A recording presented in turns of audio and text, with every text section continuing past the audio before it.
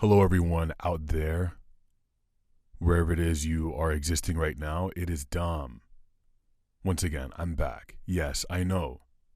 It's been a while since we've had a good chat, since we've talked for longer than, 10 seconds on one of my newsletters or something like that. But I'm here in this moment, and I hope you all have been doing well as you can be in this world, and finding moments of inspiration in the everyday hustle and bustle and tussle and muscle and grustle. That's a word now. So today I'm going to be telling you about a very new large painting that I made for Whitman Walker. I'm going to be telling you what's on the horizon for me for 2024 in terms of big projects. I'm going to tell you some of my favorite things in 2024 that I consumed music-wise and book-wise and movie-wise. It sounds pretty exciting, right? And I have some existential ranting to do about my online presence. And perhaps you will be willing to tell me about how you feel about your online presence. So that's what's up in store, and I hope you stick around and just listen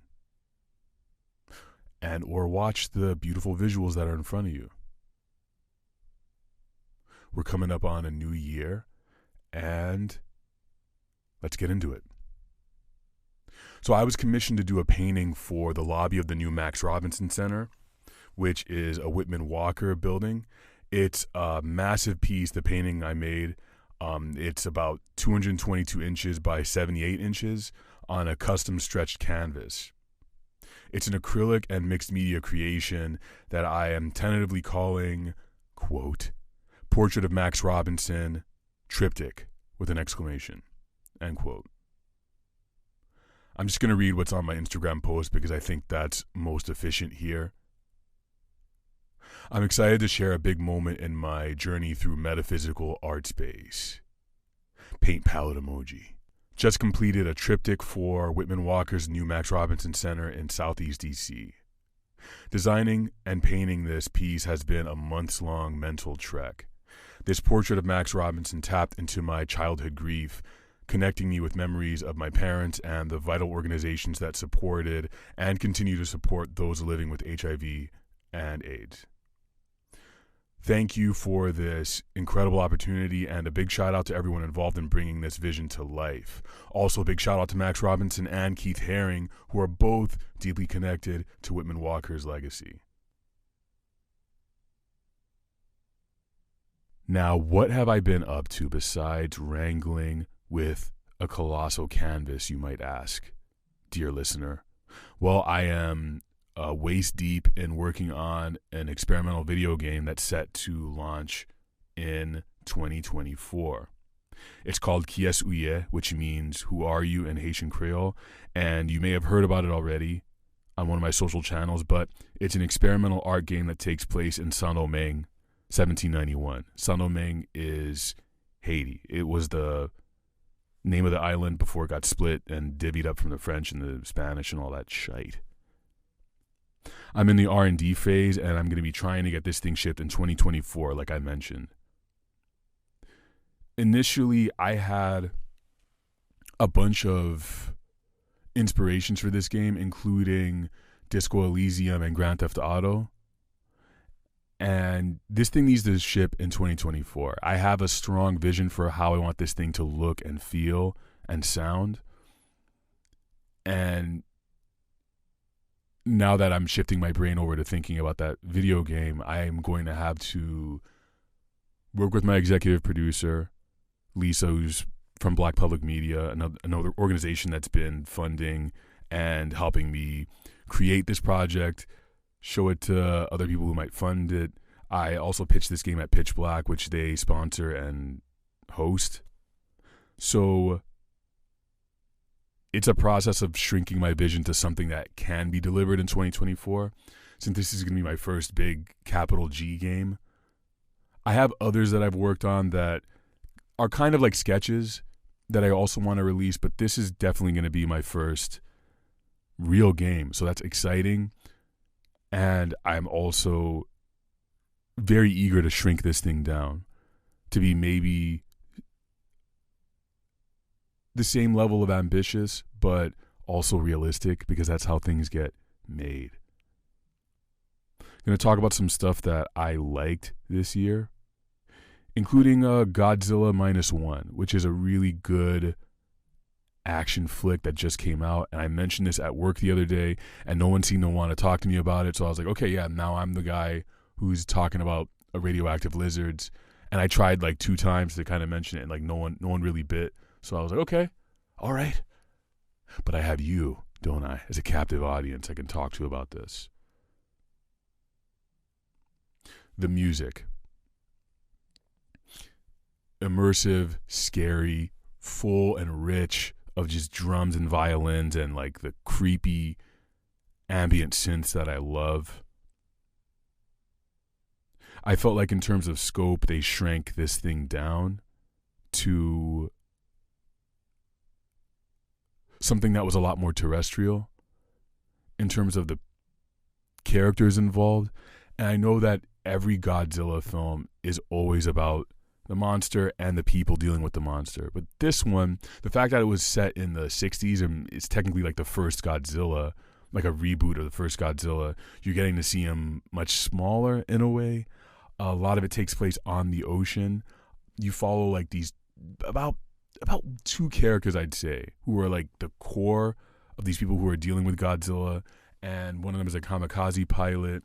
So you get a bit of that World War II angst and lore inside of there. It's excellent, suspenseful. Go see it in a movie theater if you can.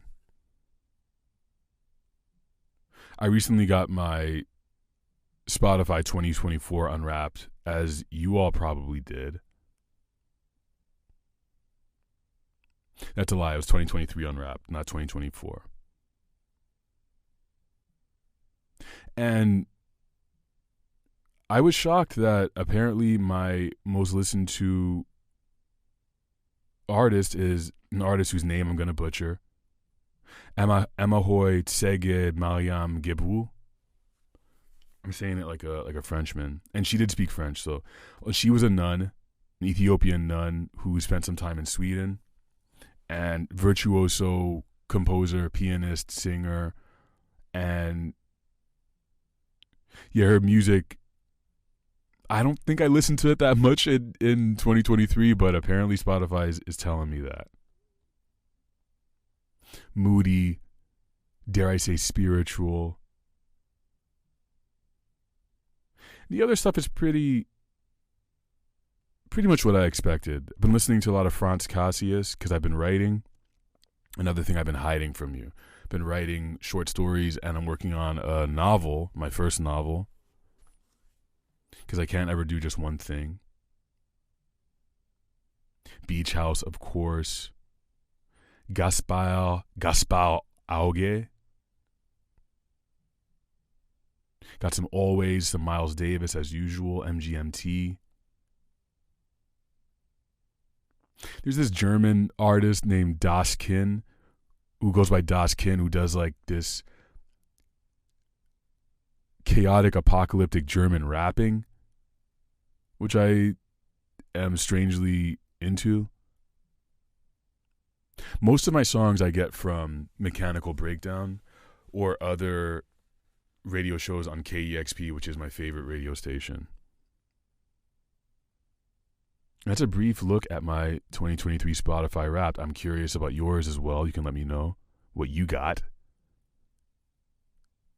In terms of books, this year, I read a lot of Dungeon Crawler Carl, which a family member put me onto, and I thought it was a joke at first. I thought it was really silly.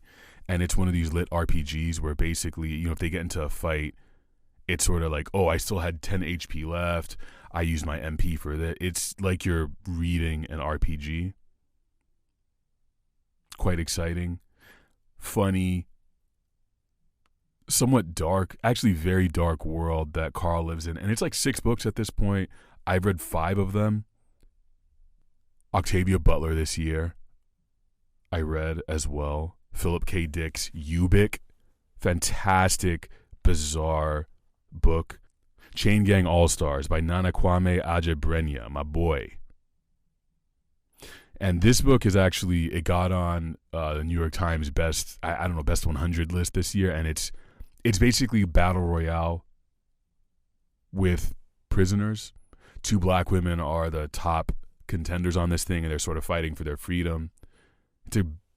It's a great abolition book without it explicitly telling you that it's an abolition book.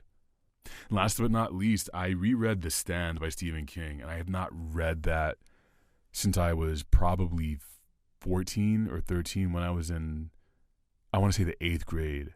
I first read this book, so it's been a long time. That was like in 2002 or 2001.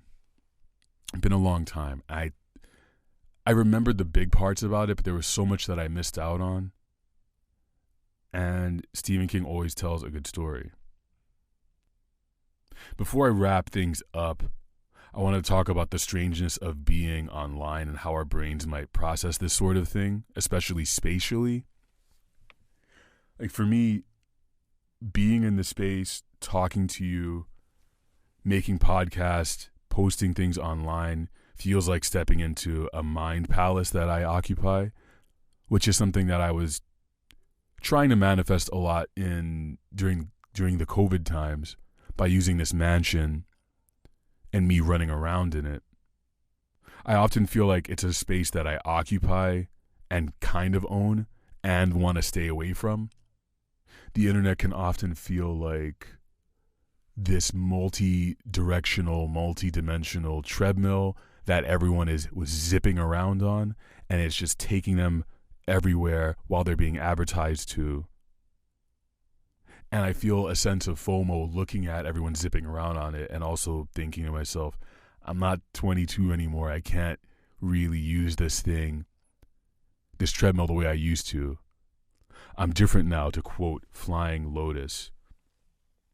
And it kind of harkens back to the self-imposed exiling that I experienced as a child, as a Jehovah's Witness child, having to leave class whenever there were activities being done that were objectionable to my Bible-trained conscience, except now I'm doing it to myself. For better or worse, I'm trying not to sensationalize or add a connotation to this, but I have to spend a lot of time away from actively doing this these days. I think I'm getting better at making protections for my brain so that I'm not really getting the bad radiation. I think you're always getting some kind of social radiation from existing on the internet, but I guess you have to just know what kind you can take and not take. And there's a part of me that always has to side eye the idea of ownership online, because we're always using someone else's electricity. Google, Amazon, Facebook, Brain Forest, whatever you want to call it. We don't really own these spaces or the content on them. We might own the content, but not the spaces. Which is a good time for me to remind you to join my newsletter on domrabron.com. That's my site. And a couple times a year, I'll send you a newsletter, let you know what's going on. I also have a Patreon, patreon.com/domrabron. Very chill place where I occasionally will post exclusive content, audio blogs, behind the scenes things, asking y'all stuff. What I just posted was a much longer explanation of how I survived mentally and physically while working on those paintings for the last 3 weeks, including how I got my assistance, how I got the project in general, and I worked on it for about 3 years if you include making connections and volunteering with the organization. And I talk a little bit more in depth about me delegating and giving stuff away, which has historically been a problem for me. So that's on my Patreon right now, and I appreciate your support. Also got to plug my shop, domrabron.com/shop, where you can buy digital phone wallpapers, you can buy apparel, you can buy prints, you can buy plasma rifles, you can buy soul-stealing swords, you can buy necromantic condoms on there, you can buy non-existent condoms on there. You can buy contraception that will make you not exist if you use it. It'll completely just disassemble you. How do you feel about existing online? I'm curious. Please let me know in the comments. You can DM me, you can email me, whatever. Do you have the same feeling about it being a mind palace or a space, like a physical space that you're in? Is it like, do you feel the traveling, the sense that you're going from one place to another, or are you always in the internet? Is there a physics to that? I gotta know. Okay, folks, that's a wrap for this thing that we're not even going to try and label. I hope you enjoyed catching up on everything with me, being patient with me. As always, thank you for joining me. And I can't wait to share more exciting updates with you at some point. Until next time, stay creative out there, and I will see you.